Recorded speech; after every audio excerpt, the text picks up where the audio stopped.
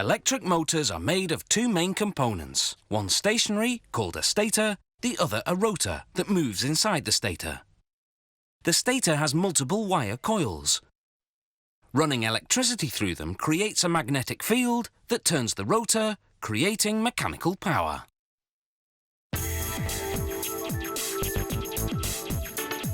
The stator is lined with slots, each of which holds a copper coil. The more powerful the motor, the bigger the stator and the larger the slots. The first step is to line the slots with insulation. This insulation will keep the voltage confined to the coils.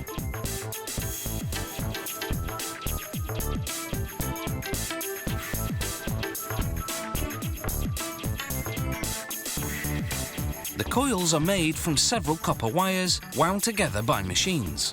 The bigger the motor, the more wires per coil.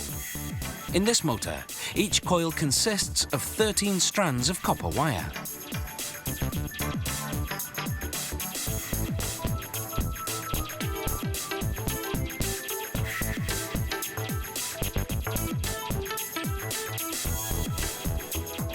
Now the workers tie the coils. This prevents the wires from unravelling while being inserted into the stator slots.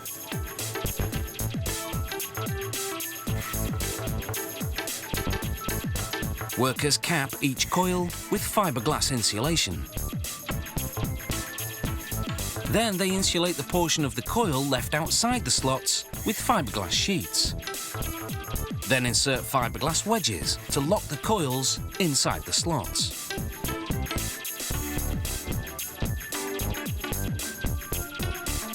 Once all the coils are inserted and insulated, workers begin preparing the connections. They slip an acrylic insulation sleeve over both ends of each coil. 13 coils, 26 ends. Then they group these insulated wires into large power cables. The number of wires per cable varies according to the speed and voltage of the motor.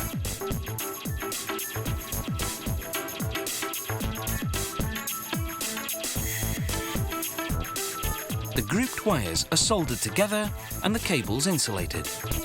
Workers tuck some inside the stator and leave others accessible so they can be attached to a power source when the motor is installed.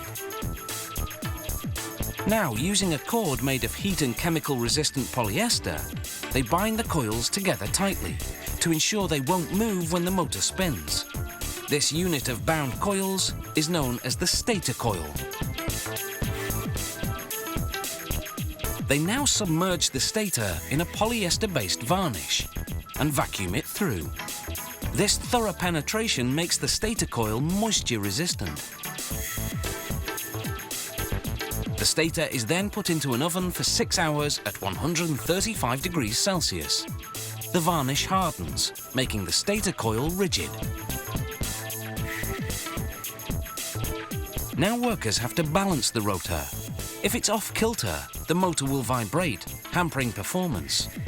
They balance it the same way a mechanic balances a car tyre, only with 100 times greater precision. Now the rotor is slid into the stator. The rotor will turn on steel bearings. These bearings are heated to expand them, making them easier to install. Then they're blown with cold air to shrink them to a tight fit. It's the same process with the motor's back cover.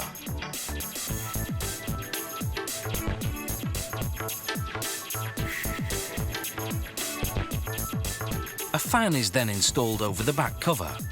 The fan's job is to cool the running motor so that it doesn't overheat. The fan is covered with a safety guard. A cover is also installed on the front of the motor. The finished motor is run through various tests to assess, among other things, insulation, power and performance. These industrial motors are designed for use in factories, for running machinery such as conveyor belts, pumps, fans and compressors. We'd be lost without them.